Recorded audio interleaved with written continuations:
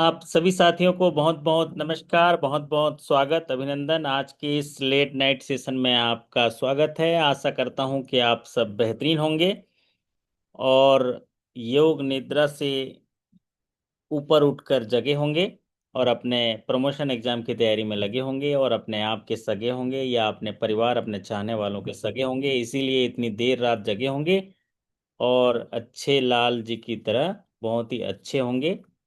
अपने मन के सच्चे होंगे, जो कार्य निष्पादन आपको दिया होगा उसको बड़े अच्छे से निभा रहे होंगे और बहुत सारी जिम्मेदारी है आपको, उस सभी जिम्मेदारी को एक बेहतरीन पारी की तरह आप निभा पा रहे होंगे। उसके लिए कला कौशल इकट्ठा कर रहे होंगे। इसी आशा और विश्वास के साथ कोई साथी कंफर्म कर देंगे मेरी आवाज़ आप तक पहुंच रही है, तो मैं जो है आज एक इम्पोर्टेंट सेशन आपके साथ साझा करने के लिए शुरुआत करूंगा।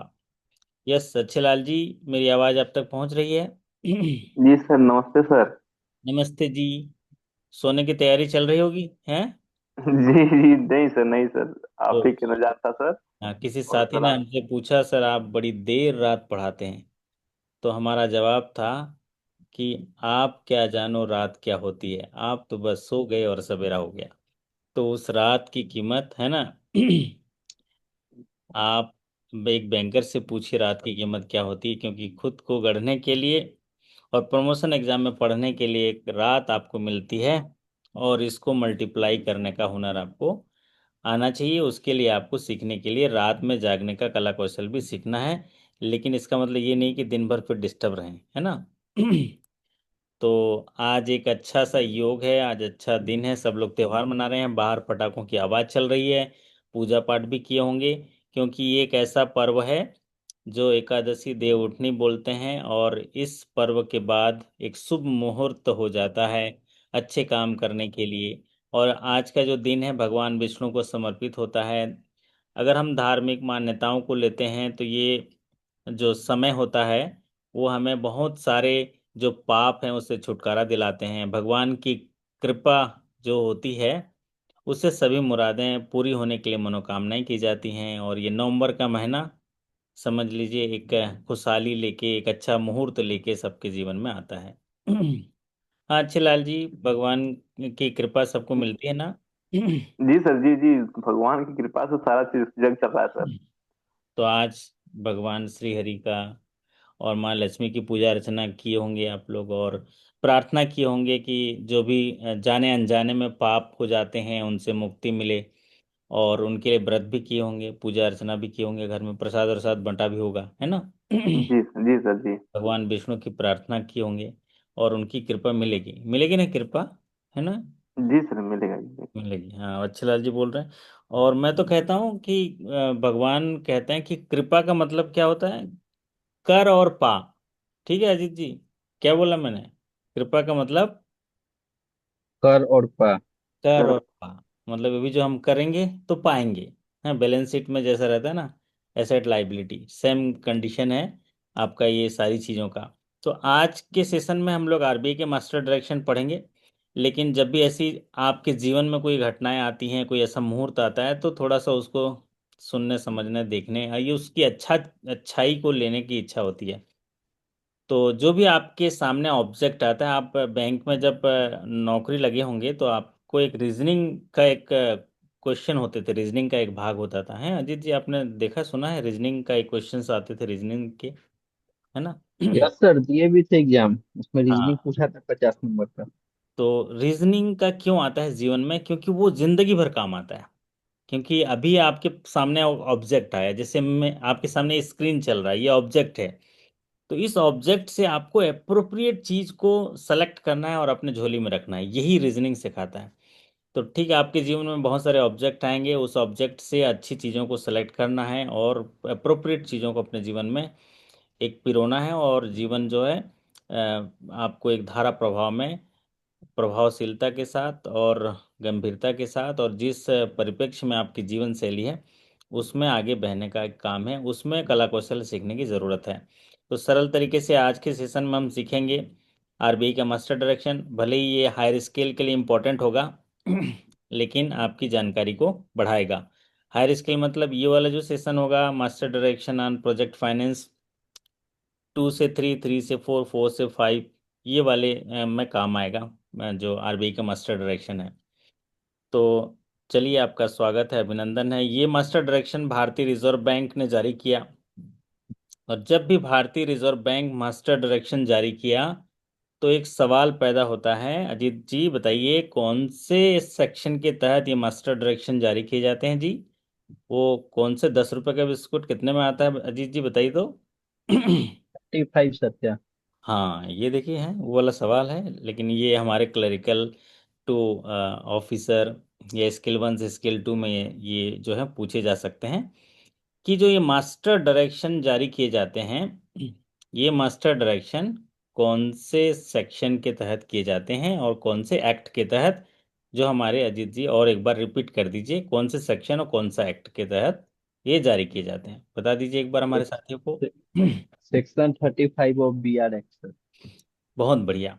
तो भारतीय रिजर्व बैंक के जो बैंकिंग रेगुलेशन एक्ट 1949 के सेक्शन 35A के तहत भारतीय रिजर्व बैंक जो बैंकिंग के काम में जुड़े हुए हैं, बैंक हैं या बैंकिंग कंपनीज हैं, उनके देख रेख के लिए या उनको निगरानी रखने के लिए, उसके लिए एक उनको अथॉरिटी मिली है, मतलब जिसको बोलते हैं ना, शक्ति प्रदान की गई है, उसका प्रयोग करता है। और शेड्यूल कॉमर्शियल बैंक, इनको जो है वो यहाँ पर दिशा निर्देश दिया है। यहाँ पर ये जो दिशा निर्देश है, ये ग्रामीणा बैंक, रीजनल रूरल बैंक को एक्सक्लूडेड है। और ये जो डायरेक्शन जारी किया है भारतीय रिजर्व बैंक ने, ये प्रोजेक्ट फाइनेंस पर है, परियोजना वित्त में है। क्योंकि प्रोजेक्ट फाइनेंस को भारतीय रिजर्व बैंक जो जब भी कोई ऐसा डायरेक्शन जारी करते हैं, तो वो बहुत सारे निगरानी करते हैं, सर्वे करते हैं, उसके इम्पैक्ट को देखते हैं, और बेहतर फाइनेंस में क्या डिसिप्लिन हो, क्या ट्रांसपेरेंसी हो, क्या रिस्क मैनेजमेंट हो, उसको मजबूत करना चाहता है, स्ट्रेंथन करना चाहता है, और फिर दिशा निर्देश जारी करता है। तो ये जो मास्टर डायरेक्शन भारतीय रिजर्व बैंक ने जारी किया, इसका उद्देश्य ये है कि बैंकों के द्वारा जो भी प्रोजेक्ट फाइनेंस के लोन सैंक्शन किए जाते हैं, या उनका ड्यू डिलिजेंस किया जाता है, या उनकी मॉनिटरिंग की जाती है, या उनका जो रिस्ट्रक्चरिंग की जाती है और प्रोविजनिंग की जाती है, उसमें एक समान जो मास्टर डायरेक्शन हो, एक समान का जो है उनमें एक यूनिफॉर्म जो स्टैंडर्ड ऑपरेटिंग प्रोसीजर हो, उसके लिए ये गाइडेंस दिया गया है। तो भारतीय रिजर्व बैंक ने ये गाइडेंस जो है प्रोजेक्ट फाइनेंस के लिए जारी किए हैं। इस मास्टर डायरेक्शन को 2025 मास्टर डायरेक्शन बताया गया। और ये मास्टर डायरेक्शन 1 अक्टूबर 2025 से प्रभावी हो गया है। कौन सी तारीख से प्रभावी हुआ है, अजीत जी बताते चलिए, रात का समय है, थोड़ा हाँ हाँ ना करते चलेंगे तो अच्छा रहेगा। 1 अक्टूबर 2025 से सर। 1 अक्टूबर 2025 से प्रभावी हो गया है। इशू कब किया है भारतीय रिजर्व बैंक ने? डायरेक्शन 6 अगस्त 2025 को किया। और इसका जो उद्देश्य मैंने आपको बता दिया कि भारतीय रिजर्व बैंक जो है, जितने भी प्रोजेक्ट फाइनेंस से रिलेटेड बैंकों के द्वारा परियोजना वित्त को सैंक्शन करते हैं, साथ ही साथ उनका ड्यू डिलिजेंस करते हैं, मॉनिटरिंग करते हैं, और उनको रिस्ट्रक्चरिंग करते हैं, प्रोविजन करते हैं, उनके लिए एक समान जो डायरेक्शन दे पाएं, या उनके जो स्टैंडर्डाइज प्रोजेक्ट फाइनेंस गाइडलाइन जारी करें, इसी उद्देश्य से दिया गया है। जब भी ऐसे पॉलिसी हम पढ़ाते हैं, बहुत लंबे लंबे पन्नों में रहते हैं, लेकिन हम लोग आपको बुलेट पॉइंट में पढ़ाते हैं, एग्जाम ओरिएंटेड, एक तो समझ भी हो जाए, और जहाँ एग्जाम के लिए पॉइंट ऑफ व्यू से इंपॉर्टेंट होता है उसको रिपीट भी कर देते हैं। तो भारतीय रिजर्व बैंक ने ये मास्टर डायरेक्शन जारी किया ताकि जो भी प्रोजेक्ट फाइनेंस करते हैं उनमें डिसिप्लिन हो, ट्रांसपेरेंसी हो, और रिस्क मैनेजमेंट बेहतर हो और मजबूत हो। क्योंकि बैंकें जो हैं, आप अंडर जो बैंकिंग रेगुलेशन एक्ट में एक सेक्शन है जहां पर बैंकिंग को डिफाइन किया गया है। अजीत जी कौन सा सेक्शन है जी वो? 10 रुपए का बिस्कुट कितने में आता है? अजीत जी कौन सा सेक्शन है जहां बैंकिंग को डिफाइन किया गया है? 35 है सर, 35 में 37। डिफाइन किया गया है। हाँ अंकिता जी, आप बताइए जरा, बैंकिंग को कौन से सेक्शन में डिफाइन किया गया है? ये बहुत पॉपुलर सीरीज का क्वेश्चन है, और हर साल तकरीबन तकरीबन 5-6 बार 5-6 बैंकों में पूछा जाता है। कोई साथी बताएंगे? अंकिता जी हिंदी में बता दीजिए आप तो। हम्म। तो ये जो बैंकिंग का डेफिनेशन है वो अंडर सेक्शन 5B या बैंकिंग रेगुलेशन एक्ट 1949 में किया गया है, जिसमें हम ग्राहकों से जमा स्वीकार करते हैं और उन्हें सर्विस देते हैं और उसी को लेंडिंग के लिए इस्तेमाल करते हैं। तो इसी प्रक्रिया में एक क्रेडिट डिसिप्लिन हो, पारदर्शिता हो, जोखिम प्रबंधन हो, और अगर प्रोजेक्ट फाइनेंस में हम बैंक पैसा लगा रहे हैं तो उनमें एक यूनिफॉर्म जो स्टैंडर्ड ऑपरेटिंग प्रोसीजर हो, इसको सुदृढ़ करने के लिए कॉमर्शियल बैंक्स के लिए इन्होंने ये दिशा निर्देश जारी किया है, जिसको मास्टर डायरेक्शन 2025 प्रोजेक्ट फाइनेंस पे किया गया है। पहले के जो भी सर्कुलर हैं वो उनको रिप्लेस कर दिया गया इसी से। और जैसा कि appraisal, due diligence, monitoring norms को सशक्त किया जाए, स्ट्रेंथन अप्राइजल सिस्टम, मॉनिटरिंग और रिस्ट्रक्चरिंग एंड प्रोविजनिंग नॉर्म्स को स्ट्रेंथन किया जाए, रिस्क मैनेजमेंट को बेहतर बनाया जाए, इसके लिए ये जारी किया। तो प्रोजेक्ट फाइनेंस में आप देखे होंगे इसका जो स्कोप क्या होगा, ये स्कोप मतलब किन किन पर एप्लीकेबल होगा।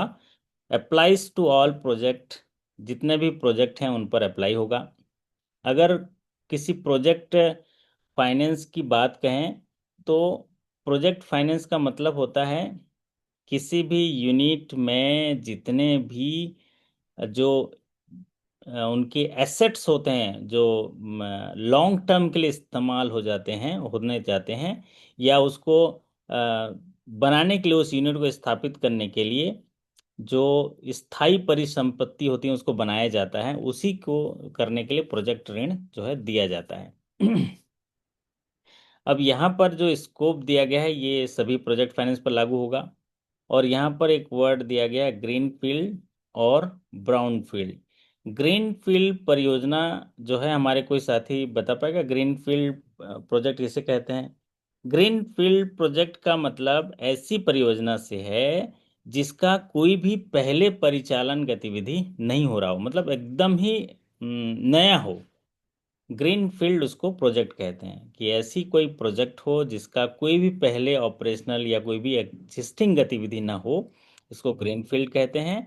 और ब्राउन फील्ड जो प्रोजेक्ट है उसको कहते हैं कि मान लीजिए कोई मौजूदा यूनिट है, उसका मॉडिफिकेशन कर रहे हैं, उसका मॉडर्नाइजेशन कर रहे हैं, या उसका एक्सटेंशन कर रहे हैं, उससे संबंधित अगर इकाई है तो उसको ब्राउन फील्ड परियोजना कहते हैं।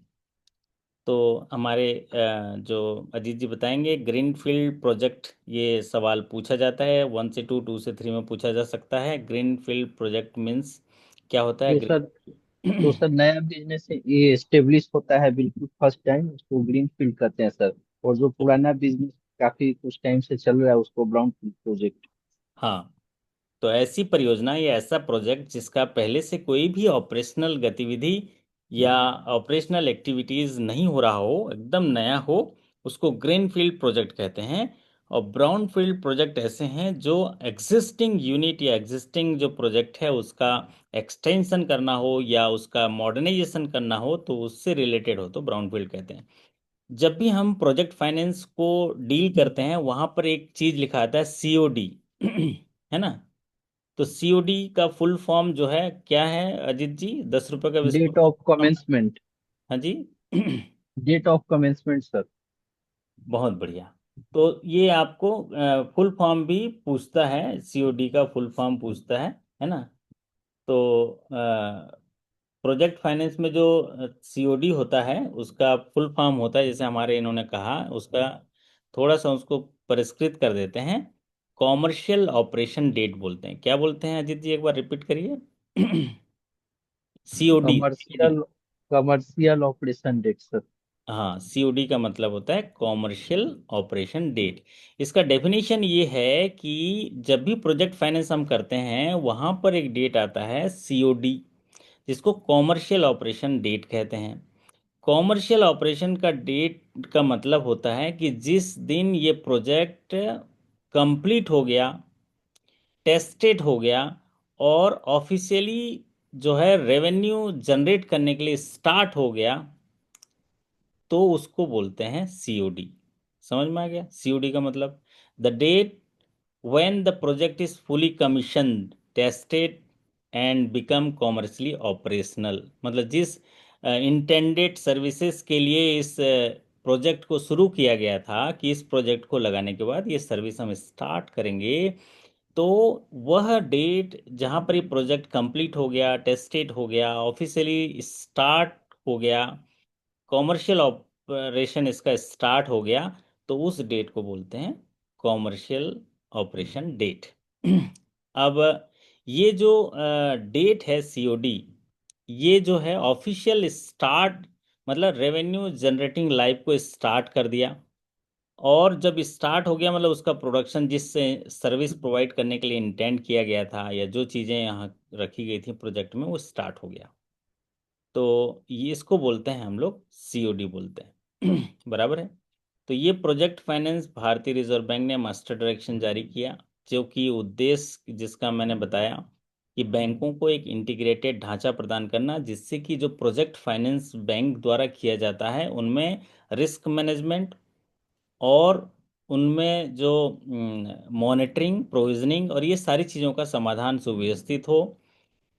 और इनमें जो मुख्य बदलाव जो इनके होते हैं, जहाँ पर भी इसमें तकलीफ होती है, जैसे कि इसमें संचालन करने में, मतलब जो सीओडी जिसकी बात कर रहे हैं, है ना, डेट ऑफ, क्या बोलते हैं, एक डीसीसीओ आता है, वहाँ पर क्या आता है, डीसीसीओ आता है किसी भी प्रोजेक्ट का।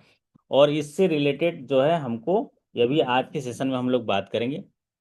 जो डीसीसीओ का मतलब होता है date of commercial commencement of the commercial operation. ठीक है, क्या होता है Ajit ji? Date of commencement date of of commencement of commercial operation. Commercial operation. तो जब भी कोई प्रोजेक्ट फाइनेंस बैंक करती है, तो एक टारगेट डेट रखा जाता है कि ये प्रोजेक्ट जो है कॉमर्शियली एक्टिविटी के लिए स्टार्ट हो जाएगा। और वो क्रूशियल फैक्टर होता है किसी भी प्रोजेक्ट लोन एग्रीमेंट का, जो ये तय करता है कि उस प्रोजेक्ट को जो है वो रेवेन्यू जनरेशन स्टार्ट करेगा। और उससे क्या होता है, बैंक तो रिपेमेंट को देखता है, तो वो बहुत मायने रखता है, सिग्निफिकेंस रखता है कि उससे हम रिपेमेंट कब से स्टार्ट करेगा। तो ये date of commerce commencement of commercial operation ये प्रोजेक्ट फाइनेंस में एक महत्वपूर्ण रोल अदा करता है। तो चलिए आगे स्लाइड दर स्लाइड हम जाएंगे, तो और चीज़ें भी हम लोग आपको बताएंगे। तो ये सारे जो हैं ग्रीन फील्ड और ब्राउन फील्ड प्रोजेक्ट को कवर करता है। ग्रीन फील्ड और ब्राउन फील्ड के बारे में हमारे अजीत जी ने रिपीट करके बता ही दिया। ये जो आपका गाइडलाइन है या मास्टर डायरेक्शन है, वो एसपीवी, पीपीपी प्रोजेक्ट और ईपीसी कॉन्ट्रैक्टर्स जो हैं इनको भी लागू होता है। तो कभी नाम सुना भी होगा, नहीं भी सुने होंगे, हमारे ज़्यादातर साथी जो हैं बड़े लोन फाइनेंस नहीं करते, है ना। और तो ये नाम नहीं भी सुने होंगे, लेकिन मैं सरल तरीके से आपको थोड़ा थोड़ा बताने की कोशिश करूंगा। जैसे कि यहाँ पर तीन वर्ड इस्तेमाल किया गया है, एस पी वी एस। तो एस पी वी एस का मतलब होता है स्पेशल पर्पस व्हीकल्स।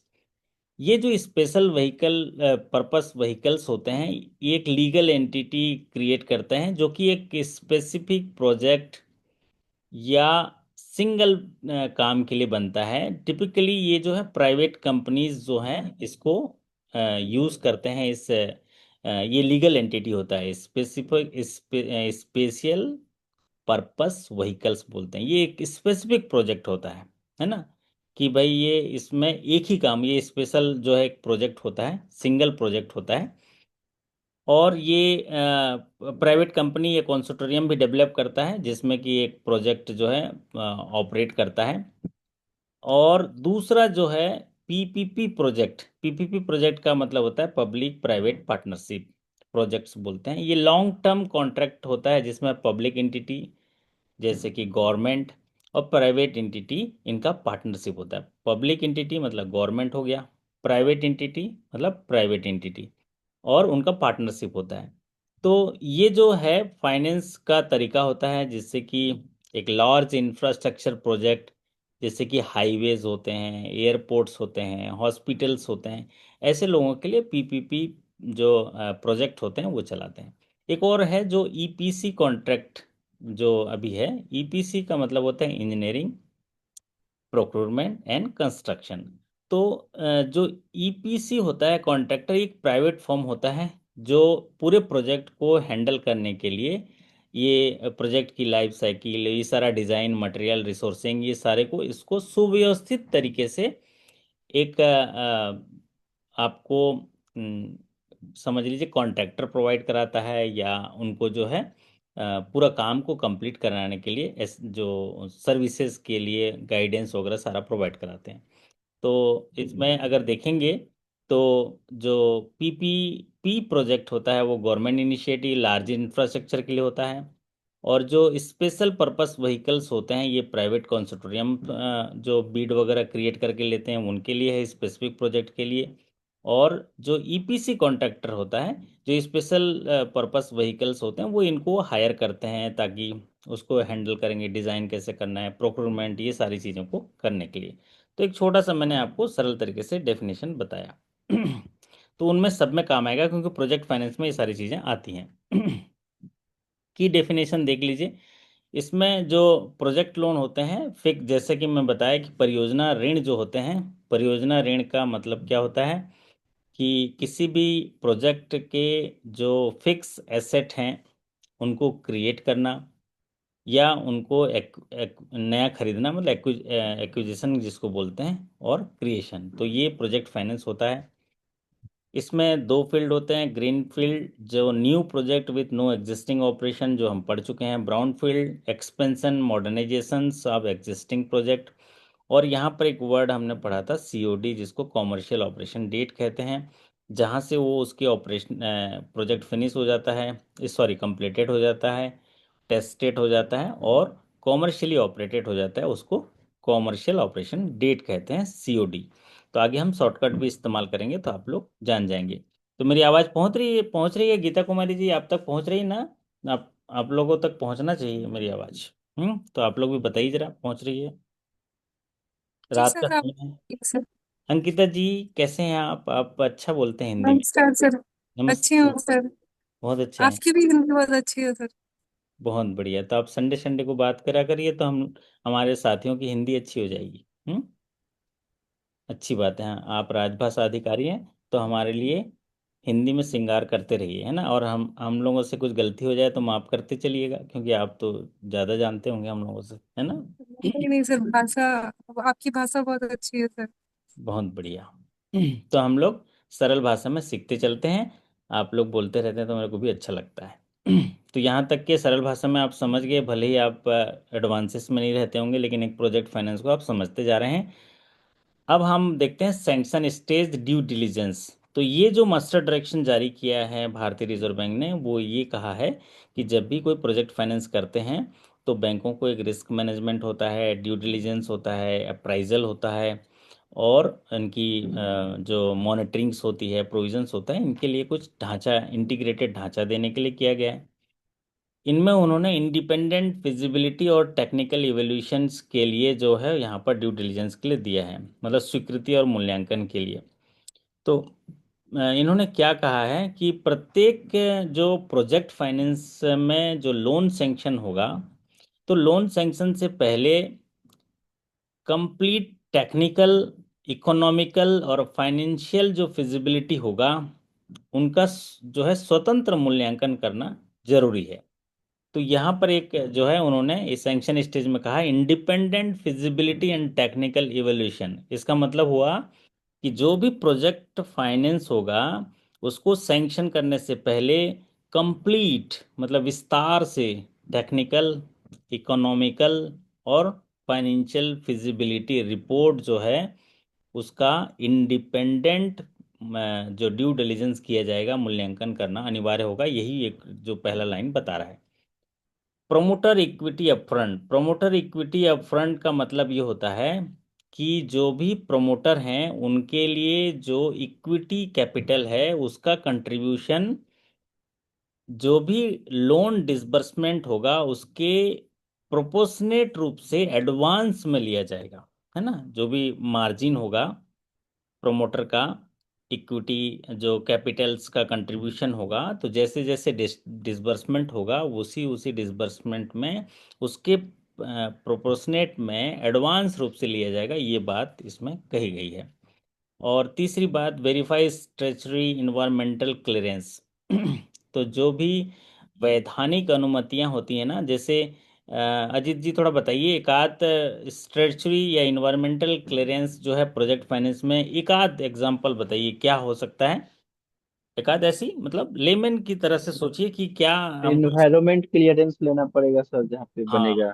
पहला बात है इलेक्ट कि हम लोग क्या रहते हैं, इन्वायरमेंटल एक क्या बोलते हैं उसको, क्लियरेंस लेनी पड़ती है।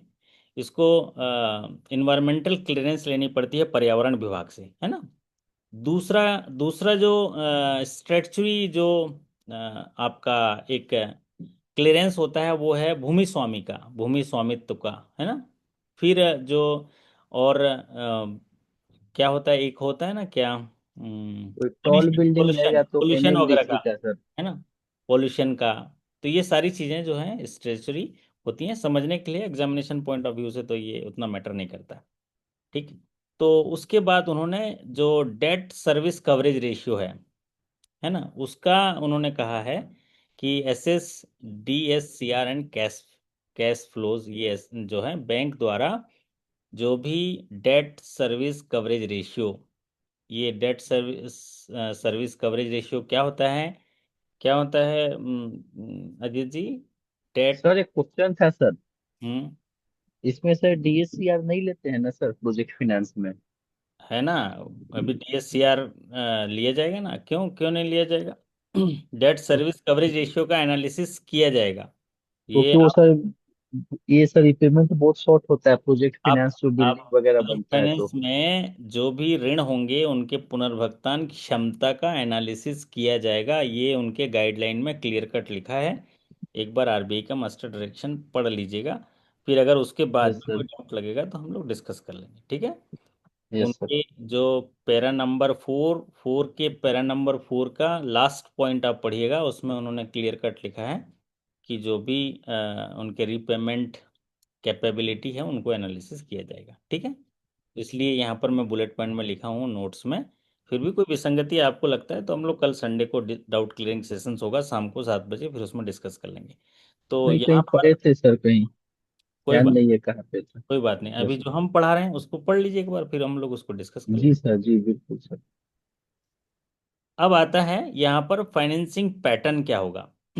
फाइनेंसिंग पैटर्न में minimum debt equity ratio as per norms ensure financial closure before disbursement और cost overrun allowed after revise appraisal. अगर इसको सरल भाषा में समझें तो एक वित्त पोषण का उन्होंने ढांचा दिया है, मतलब फाइनेंसिंग एक पैटर्न दिया है। भारतीय रिजर्व बैंक कहता है कि डेट इक्विटी रेशियो हर एक जो उसके यूनिट है, क्षेत्र में है, उनके अनुसार निर्धारित किया जाएगा, जो कि उस प्रोजेक्ट के नेचर पर डिपेंड करेगा। तो यहाँ पर इसीलिए यहाँ पर क्या कहा है, minimum debt equitation as per norms, मतलब उस प्रोजेक्ट के हिसाब के नेचर के आधार पर डिपेंड करेगा। फाइनेंशियल क्लोजर जो होगा वो परियोजना ऋण के पूर्व अनिवार्य रूप से प्राप्त किया जाना होगा, कि उनकी जो फाइनेंशियल क्लोजर कैसे, वित्तीय समापन जिसको बोलते हैं ना, कैसे कैसे ये फाइनेंशियल उनका पूरा करेंगे। फिर उसके बाद वो कास्ट ओवर रन का मतलब होता है लागत में अगर वृद्धि होती है तो ऐसी स्थिति में वो क्या करेंगे, इसको बोलते हैं कास्ट ओवर रन। तो कास्ट ओवर रन में यहाँ लिखा है अलाउड आफ्टर रिवाइज्ड अप्राइजल। इसमें कहा गया है कि जब भी कास्ट में वृद्धि होगी या लागत में वृद्धि होती है, ऐसी स्थिति में जो भी रिवाइज्ड प्रोजेक्ट का जो असेसमेंट होगा या प्रमोटर का कंट्रीब्यूशन होगा, उसको फिर से हम रिवाइज करेंगे या फिर से हम लोग उसको देखेंगे, ये बात कही गई है। धीरे धीरे समझते चलिए, आखिरी तक आपको समझ में आ जाएगा। अब आता है डिसबर्समेंट कंडीशन। डिसबर्समेंट कंडीशन जो होता है वो डिसबर्समेंट के साथ साथ मॉनिटरिंग भी चालू होता है। तो डिसबर्समेंट कंडीशन के लिए इन्होंने कहा है कि जब भी डिसबर्स करेंगे तो वो प्रोजेक्ट के माइलस्टोन के साथ लिंक्ड होना चाहिए। अब माइलस्टोन्स का मतलब ये होता है कि जब भी प्रोजेक्ट के डिसबर्समेंट होगा, उसका जैसा जैसा प्रोग्रेस होगा, जैसे जैसे उसकी प्रगति होगी, उस प्रगति के आधार पर उसका जो है आपको डिसबर्समेंट करना होता है। और दूसरा बात है कि स्क्रो मैकेनिज्म मैंडेटरी। स्क्रो मैकेनिज्म मतलब जब भी ऐसे प्रोजेक्ट फाइनेंस करते हैं तो आपको एक स्क्रो अकाउंट रखना होता है, जिसमें जो प्रोजेक्ट के जो कैश फ्लो है उसका लिए स्क्रो प्रणाली जो है अपनाना होता है। स्क्रो में पैसा आता है, वहाँ से फिर सैंक्शन दिए जाते हैं, फिर उनके प्रोजेक्ट के आधार पर वहाँ से स्क्रो अकाउंट से उनको प्रोवाइड किया जाता है। तो ये डिसबर्समेंट है। किसी दिन स्कोर प्रणाली पर एक अलग से हम लोग जब एग्जामिनेशन के बाद एक सेशन ले लेंगे, जिसमें उसमें गवर्नमेंट के गाइडलाइन के आधार पर पूरे फ्रेमवर्क के साथ बता देंगे। तो परियोजना के लिए जैसा जैसा प्रोग्रेस होगा वैसा डिसबर्समेंट होगा। स्क्रो अकाउंट का प्रणाली अपनाना होगा। साथ ही साथ पूरे जो परियोजना की जो टेक्निकल मॉनिटरिंग है वो किसी इंडिपेंडेंट लेंडर्स इंजीनियर के द्वारा किया जाएगा। ये बात कही गई है, लेंडर्स इंजीनियर मॉनिटरिंग करेगा। और लेंडर्स इंजीनियर मतलब जो लोन दिया हुआ है उनके द्वारा जो इंडिपेंडेंट इंजीनियर्स है वो नियुक्त करेगा और उससे तकनीकी निगरानी करेगा। और इनकी जो रिपोर्ट है या मॉनिटरिंग या रिपोर्टिंग जो इंस्पेक्शन रिपोर्ट्स वगैरह है या प्रगति रिपोर्ट जिसको बोलते हैं, डेवलपमेंट रिपोर्ट्स वगैरह प्रत्येक तिमाही में साइट का निरीक्षण करके किया जाएगा। रेगुलर साइट रिपोर्टेड, अगर यहाँ फ्रीक्वेंसी पूछा तो क्वार्टरली दीजिएगा, क्वार्टरली यहाँ पर रिपोर्ट दिया जाएगा प्रोग्रेस का। तो मॉनिटरिंग के लिए यहाँ पर आ गया, क्वार्टरली रिव्यू मीटिंग्स की जाएगी और इनकी मॉनिटरिंग की जाएगी। डिजिटल एमआईएस और ड्रोन बेस्ड मॉनिटरिंग की जाएगी। जब भी कोई प्रोजेक्ट फाइनेंस होता है तो उनके लिए ये कहा गया है कि यहाँ पर डिजिटली एमआईएस तैयार होगा, क्वार्टरली उनकी मीटिंग होगी और प्रोग्रेस रिपोर्ट वहाँ पर जो है अपडेट की जाएंगी और ड्रोन बेस्ड मॉनिटरिंग की जाएगी। एनुअल रीवैलिडेशन ऑफ द प्रोग्रेस होगा और अगर कोई डेविएशन है तो क्रेडिट कमेटी को रिपोर्ट किए जाएंगे। ये बात किए गए हैं। अब जो चेंजेस किए गए हैं वो रिस्ट्रक्चरिंग में जो है आप यहाँ पर देख लीजिए। रिस्ट्रक्चरिंग और जो कॉमर्शियल ऑपरेशन डेट है उनमें एक्सटेंशन के केस में यहाँ पर ये रिस्ट्रक्चरिंग के लिए कहा गया है कि pre COD restructuring allowed once without downgrade. अगर कॉमर्शियल ऑपरेशन डेट से पहले रिस्ट्रक्चरिंग अलाउड होगा बिना उस लोन को डाउनग्रेड किए। नॉर्मली आप जब रिस्ट्रक्चरिंग एमएसएमई वगैरह का देखते होंगे तो वहां पर जब रिस्ट्रक्चरिंग करते हैं तो डाउनग्रेड हो जाता है, लेकिन यहाँ पर कॉमर्शियल ऑपरेशन डेट से पहले अगर रिस्ट्रक्चरिंग करते हैं तो उसको बिना डाउनग्रेड किए एक बार जो है रिस्ट्रक्चर किया जा सकता है। अब रिस्ट्रक्चरिंग क्या है यहाँ पर? रिस्ट्रक्चरिंग मतलब वो उसमें कोई डिले हो रहा है प्रोजेक्ट में, कमेंसमेंट ऑफ द जो ऑपरेशनल जो डेट उसका चेंज हो रहा है, तो उसकी सारी चीज़ों को बढ़ाना होता है, उनको रिलैक्सेशन देना होता है, मोरेटोरियम बढ़ाना, ये सब जो है ये रिस्ट्रक्चरिंग में कहलाएगा। तो जो भी कॉमर्शियल ऑपरेशन डेट है उसमें केवल एक ही बार रिस्ट्रक्चरिंग की जाएगी, लेकिन सीओडी से पहले। और इसके लिए कंडीशन भी है कि जो भी डिले हो रहा है वो जेन्युइन रीजन से हुआ हो, वास्तविक कारणों से हुआ हो, तब जाके रिस्ट्रक्चरिंग किया जाएगा।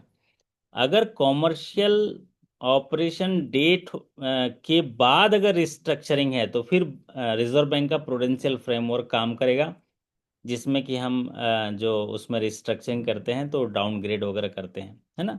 और जो सीओडी जो कॉमर्शियल ऑपरेशन डेट है उसका एक्सटेंशन अधिकतम जो है जो ये इंफ्रास्ट्रक्चर प्रोजेक्ट के लिए 2 साल और नॉन इंफ्रास्ट्रक्चर प्रोजेक्ट के लिए 1 साल, ये आपको याद रखना होगा।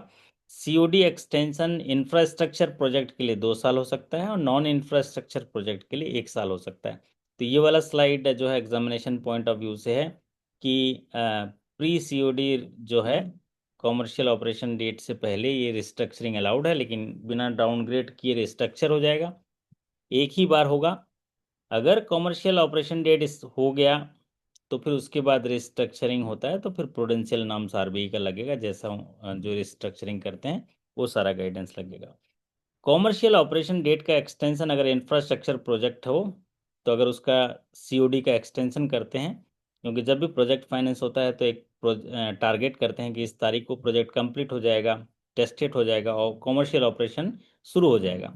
तो उसमें अगर डिले होता है तो 2 साल का समय ले सकता है इंफ्रास्ट्रक्चर प्रोजेक्ट के केस में, और नॉन इंफ्रास्ट्रक्चर प्रोजेक्ट के केस में 1 साल उसमें दिया गया है।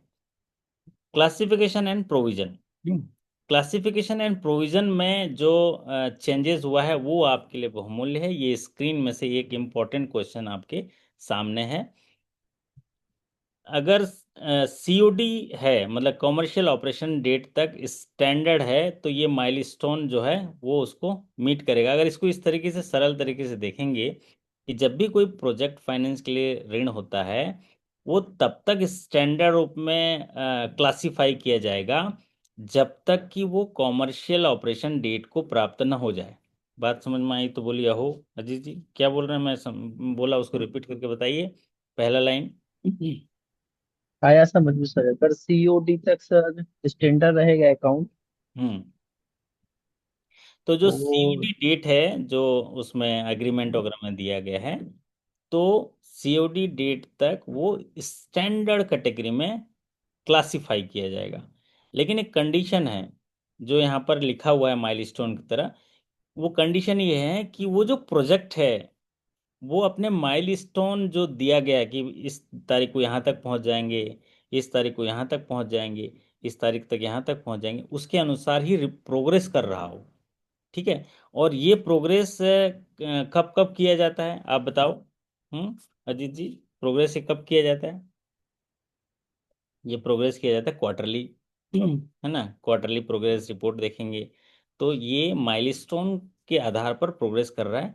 तो तब तक वो स्टैंडर्ड माना जाएगा जब तक कि वो सीओडी अचीव न कर लिया हो, बशर्ते माइलस्टोन के आधार पर उसका रिपोर्ट टैली करता हो। अब बड़ी बात आती है, जो स्टैंडर्ड अकाउंट है, भारतीय रिजर्व बैंक के आयरेक्ट नॉर्म्स, जो income recognition and asset classification norms है, उसके आधार पर स्टैंडर्ड एसेट्स में कितना प्रोविजन किया जाता है जी? वो 10 रुपए का बिस्कुट कितने में आता है अजीत जी?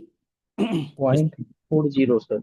0.40, सामान्यतः 0.40 की प्रोविजनिंग की जाती है स्टैंडर्ड एसेट में, बराबर है। अगर एग्रीकल्चर और एसएमई आते हैं तो कितनी प्रोविजनिंग की जाती है जी? अजीत जी, तो 10 रुपए का बिस्कुट कितने में आता है? हम्म ये तो स्टैंडर्ड में आपने बता दिया कि सामान्यतः, अगर सवाल आपको आ गया कि सामान्यतः स्टैंडर्ड एसेट्स में कितने का प्रोविजन किया जाता है, 0.40 का। लेकिन जहां एग्रीकल्चर और एसएमई आ गया वहां 0.25, ठीक, 0.25। लेकिन जो प्रोजेक्ट फाइनेंस में यहाँ जो स्टैंडर्ड जो प्रोविजनिंग है, वो स्टैंडर्ड प्रोविजनिंग जो है 0.40% से 1% तक रहेगा।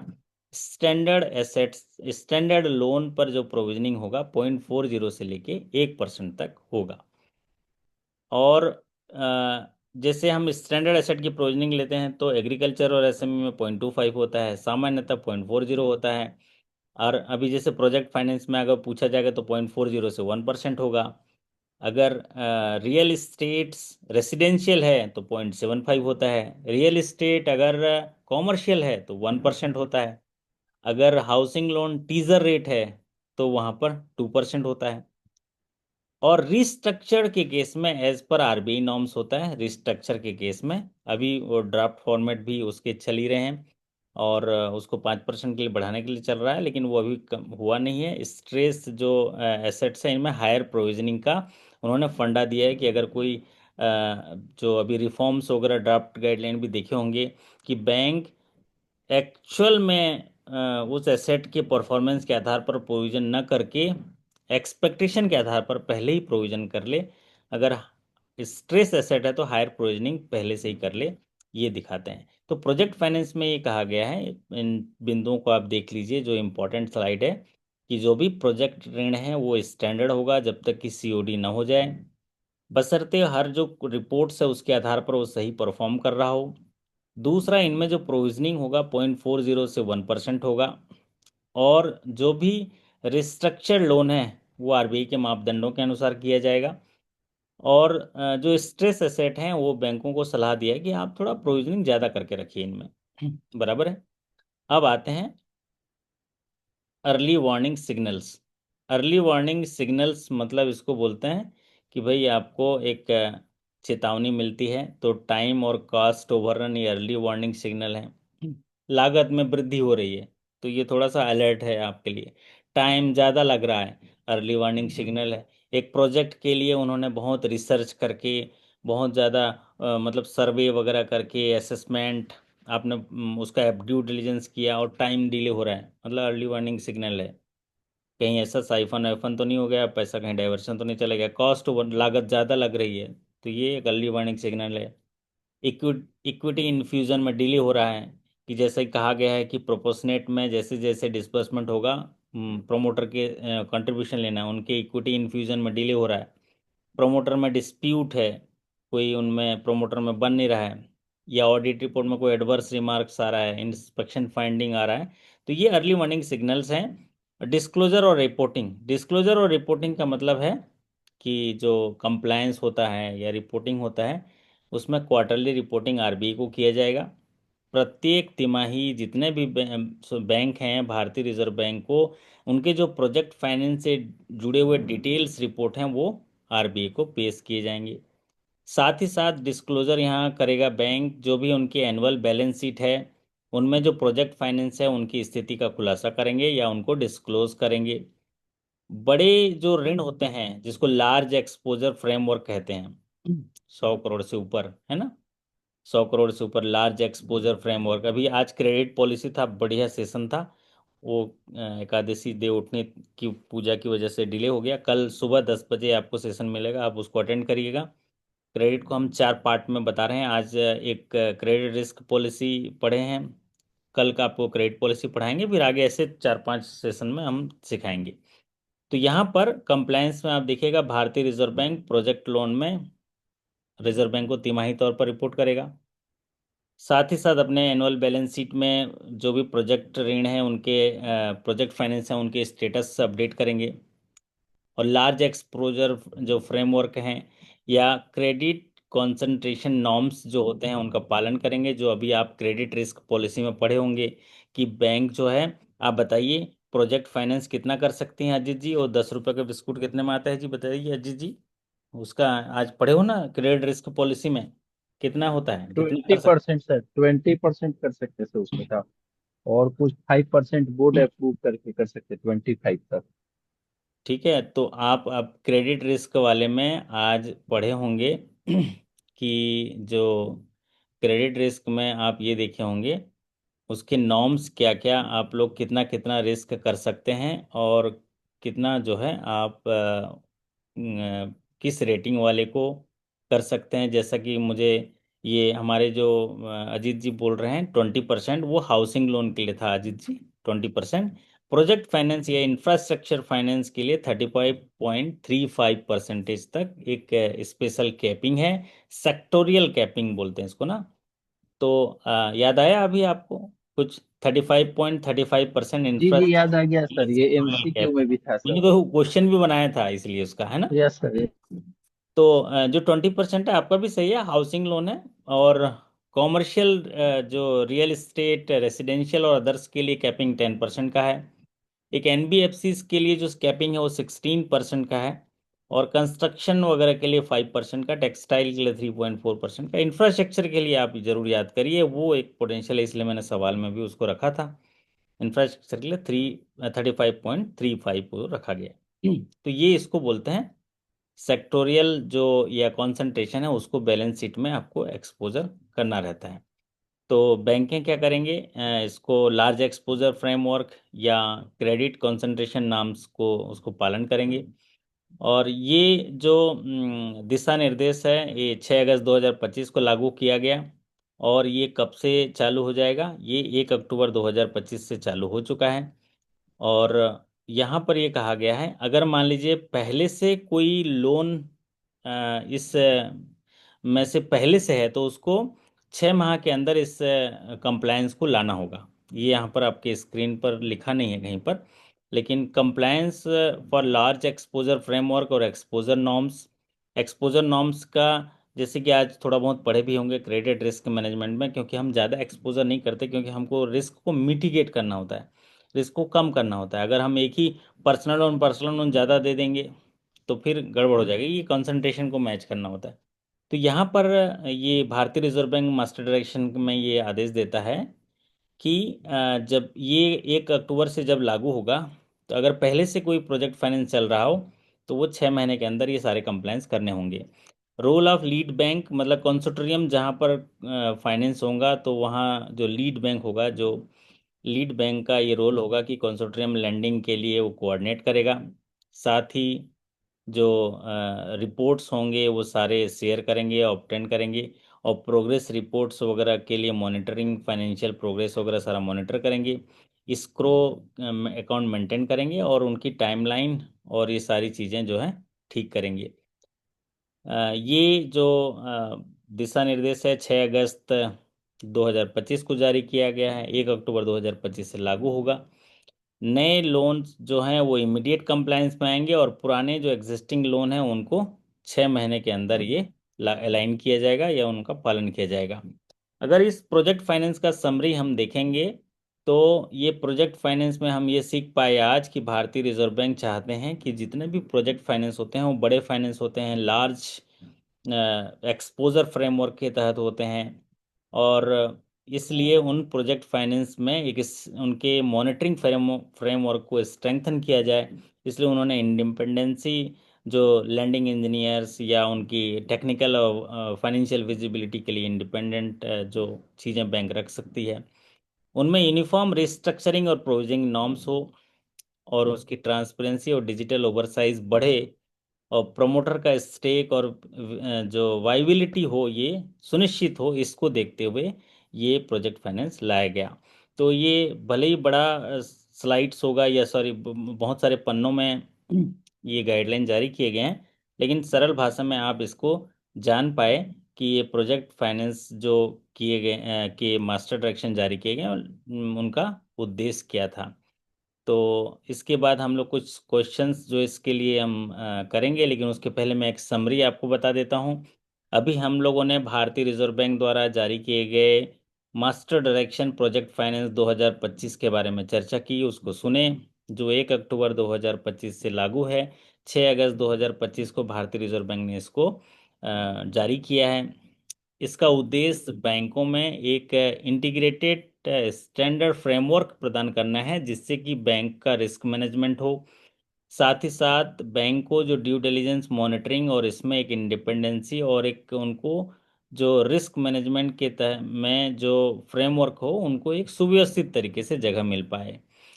इसमें जो डेट ऑफ कॉमर्शियल कमेंसमेंट जो ऑपरेशन होगा उसको थोड़ा सा लचीलापन किया है। साथ ही साथ जो प्रोविजनिंग नॉर्म्स के लिए उन्होंने उसको फिजिबल बना दिया है, युक्ति संगत बना दिया। एक महत्वपूर्ण बात इस मास्टर डायरेक्शन का है कि जो बैंक अलग अलग नियम लगाते थे उसको एकीकृत कर दिया, सभी पर लागू होगा। दूसरा, प्रोजेक्ट जो है उसकी लाइफ साइकिल को 3 स्तरीय 3 टायर सिस्टम बना दिया। पहला डिजाइन, दूसरा कंस्ट्रक्शन, और तीसरा ऑपरेशनल। तो 3 डिजाइन में जिसको डिफाइन किया, जिसको प्रोजेक्ट का लाइफ साइकिल कहते हैं। तो 3 सर्कल में किया, 3 टायर में उसको डिजाइन किया। पहला है डिजाइन करेंगे, दूसरा है कंस्ट्रक्शन करेंगे, और तीसरा है ऑपरेशन। तो इसी आधार पर उन्होंने जो प्रोजेक्ट में अलग अलग चरण है, जो 3 चरण है, उनमें जो रिस्क है, जो प्रोविजन है, उसको जो है उन्होंने एड्रेस किया है इस मास्टर डायरेक्शन में। दूसरा, उन्होंने कहा है कि जो डेट ऑफ कॉमर्शियल कमेंसमेंट, जो ऑपरेशन वाला डेट है, जिसको सीओडी बोलते हैं, कमेंसमेंट ऑफ ऑपरेशनल डेट है, अगर उसमें एक्सटेंशन किया जाता है, तो अगर इंफ्रास्ट्रक्चर प्रोजेक्ट है तो 3 साल के लिए, नहीं 2 साल के लिए बढ़ाया गया, और जो नॉन इंफ्रास्ट्रक्चर है उनके लिए 1 साल के लिए बढ़ाया गया। तो ये है। और दूसरा जो बदलाव जो इन्होंने किया कि प्रोविजनिंग वाला जो इन्होंने स्टैंडर्ड रखा है, 0.40 से लेके 1% तक इन्होंने ये प्रोविजनिंग किया है। ये प्रोविजनिंग भी उन्होंने अलग अलग चरणों में किया है। जैसे अगर कंस्ट्रक्शन का है, तो कंस्ट्रक्शन का जो है पहले 1.25% तक था, जिसे 1% तक कर दिया। अगर ऑपरेशन के समय है तो 0.40 हो जाएगा, 0.40 से लेके 1% तक है। मान लीजिए अदर सेक्टर है तो 0.40 होगा। अगर real estate, commercial real estate residential है तो 0.75 होगा, और कॉमर्शियल रियल इस्टेट कॉमर्शियल है तो 1% होगा। तो ये जो है 0.40 से लेकर 1% तक होगा। तो आशा करता हूँ कि ये सरल तरीके से समझ में आया हो गया, और समरी में कुछ चीज़ भूल गया होगा तो आप लोग फिर से देख लीजिएगा। अब आते हैं हम लोग इसके लास्ट स्लाइड पे, कि strong foundation create sustainable growth. जो स्ट्रांग फाउंडेशन है, क्योंकि भारतीय रिजर्व बैंक चाहती है कि एक जो बड़ा प्रोजेक्ट है शुरू होता है तो उसका आप शुरुआत से ही अच्छी निगरानी कर लीजिए, अच्छा मूल्यांकन कर लीजिए, अच्छा ड्यू डिलीजेंस कर लीजिए, अच्छा उसको ना चेक कर लीजिए, और उसको कंट्रोल करते करते चलिए कि हम हर जो प्रोग्रेस हो रहा है उसमें कंट्रीब्यूशन हम एडवांस में ले रहे हैं, प्रोमोटर का कंट्रीब्यूशन गड़बड़ है तो हम उसको चेक कर रहे हैं। ये सारी चीज़ें हैं। तो strong foundation create sustainable growth, RBI के इस मास्टर डायरेक्शन में ये इंश्योर करता है इन चीज़ों को। और ये आशा करता हूँ कि सरल तरीके से, भले नहीं भी जानते होंगे तो आप जान गए होंगे ग्रीनफील्ड प्रोजेक्ट क्या है, ब्राउनफील्ड प्रोजेक्ट क्या है, प्रोजेक्ट फाइनेंस क्या होता है, लार्ज एक्सपोजर फ्रेमवर्क के बारे में और प्रोजेक्ट फाइनेंस के गाइडलाइन के बारे में जान गए होंगे। तो कुछ कुछ थोड़ा थोड़ा समझ में आया। अच्छे लाल जी, आप कुछ बोलिए, हम पानी पीते हैं। अच्छा लगा कुछ सेशन? पहले हम तारीफ पहले ही ले लेते हैं, कैसा लगा? हैं? अच्छे लाल जी सो गए लगता है। सो गए, सपनों में खो गए, लेकिन फिर भी हमारे हो गए, है ना? और अभी हम लोग कुछ सवालों का सामना करेंगे। अजीत जी, आप जगह हैं? हम्म। जी सर जगह हैं। जगह हैं, ओके। नहीं तो फिर वो डायलॉग मानना पड़ेगा। हमसे किसी ने कहा नहीं कि नहीं सर, सर। हम पढ़ना तो बहुत चाहते हैं आपसे, लेकिन आप बहुत देर रात पढ़ाते हो। तो हमने कहा कि रात क्या होती है हमसे मत पूछो, आपका क्या, आप तो सोए और सुबह हो गया। है ना? तो आज हम कुछ सवाल सर लेते बहुत मेहनत करते हैं सर, आप हम हैं। लोग के लिए बहुत हाँ मेहनत करते हैं सर। हाँ, तो आप, मैं मेहनत करता हूँ, आप प्यार करना। हम्म। मैं बोला ना कि हर वक्त गुल बनकर मुस्कुराना है जिंदगी, मुस्कुराहट गम भुलाना है जिंदगी, जीत कर मुस्कुराए तो क्या मुस्कुराए, हार कर मुस्कुराओ तो मुस्कुराना है जिंदगी, वो मुस्कुराना है जिंदगी, है ना? और जब भी अपनों के साथ रहो तो हमेशा हार जाओ आप, हैं? हार के देखो, फिर देखना, हाँ, जीत आप ही को मिलेगी। है अंकिता जी, आपको आपको मेरी आवाज़ आ रही है? जी सर, आ रही है बस। हैं? जो जो जीतता है उसको हार पहनाया जाता है। आप देखो कितना वो है ना? तो इसलिए हम हार के भी जीतते हैं। और मतलब ये तो साधना है, हालांकि मैं तो जो किया हूँ ये आदत है, तो आप में भी आदत आएगी।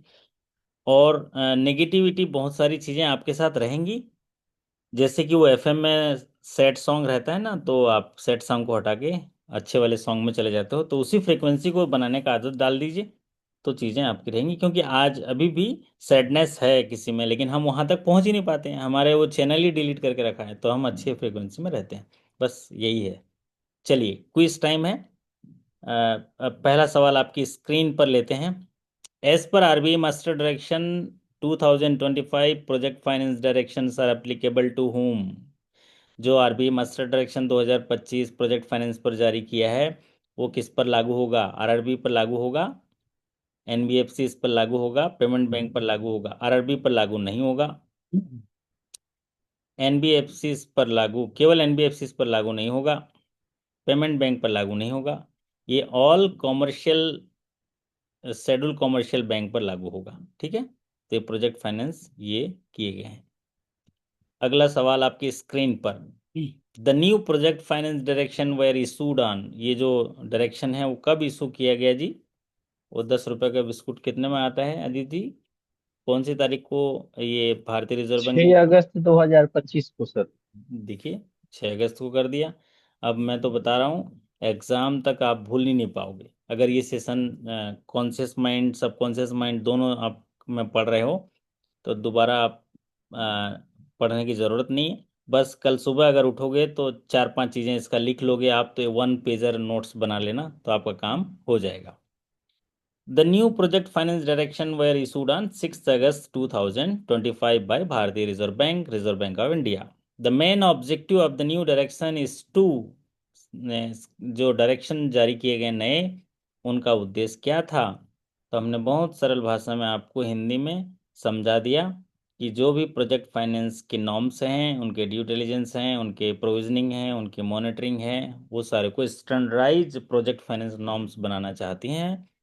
सबका एकीकृत हो, अलग अलग नियम ना हो, इसके लिए उन्होंने ये प्रोजेक्ट फाइनेंस डायरेक्शन जारी की to standardised project finance norms. अगला सवाल, ग्रीनफील्ड प्रोजेक्ट मीन्स।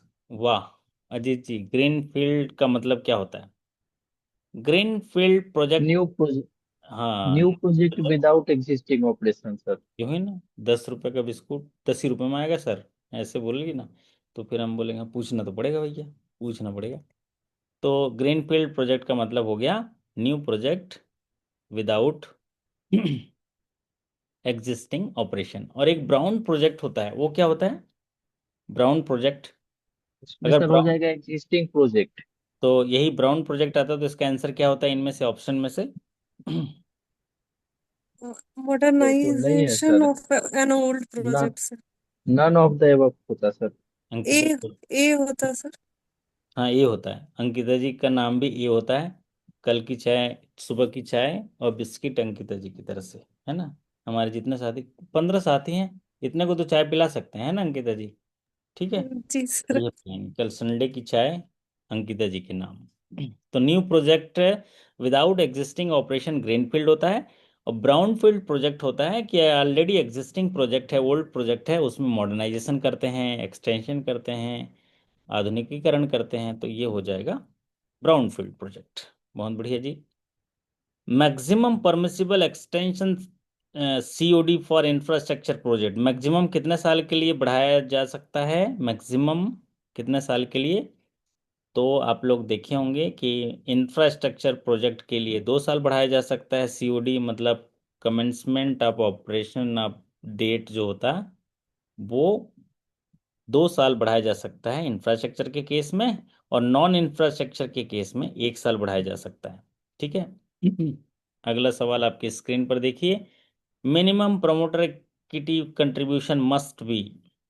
इस मास्टर डायरेक्शन में एक बात कही गई है कि जब भी प्रमोटर का इक्विटी कंट्रीब्यूशन होगा, वो माइलस्टोन के जो प्रगति होगा उसके आधार पर एडवांस में लेना है ना। और हर स्टेज पर जो डिसबर्समेंट होगा उसके साथ साथ लेना है।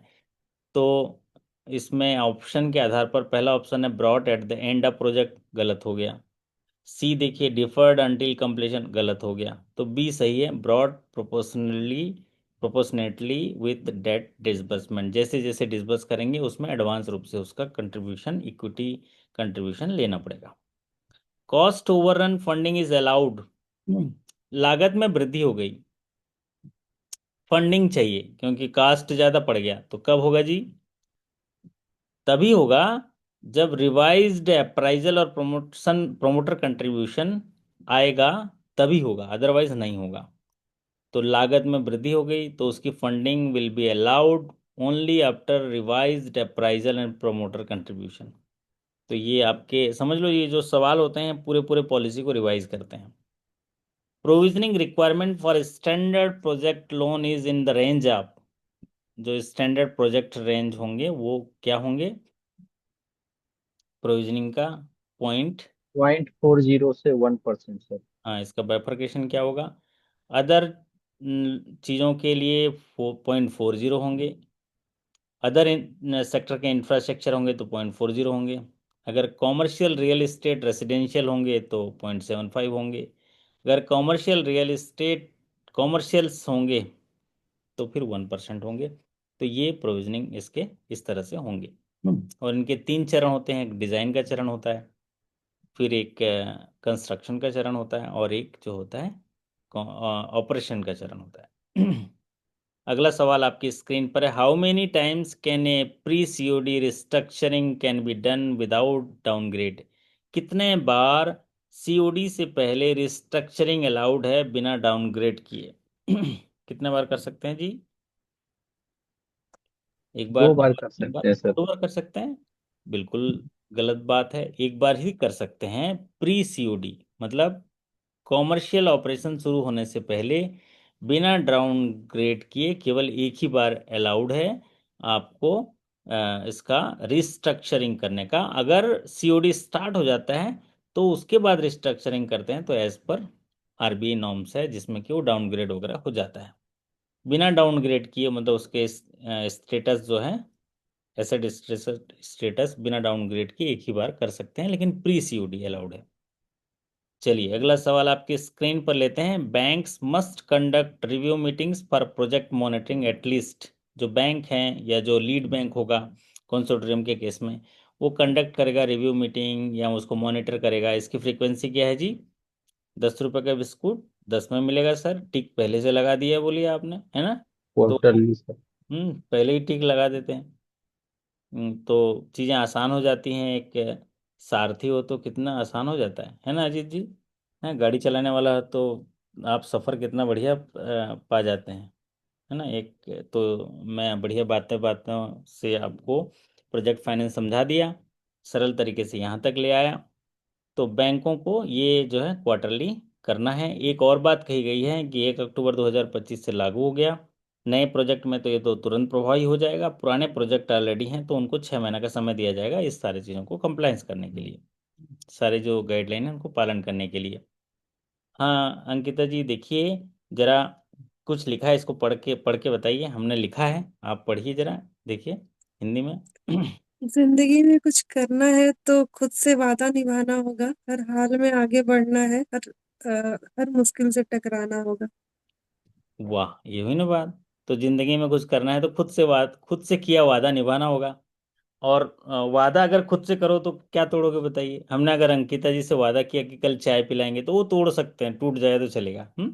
लेकिन खुद से वादा किए तो कहाँ टूटेगा? और हर हाल में आगे बढ़ना है तो मुश्किलों से टकराना होगा। आप समझिए, मुश्किलें हैं कदम कदम पे।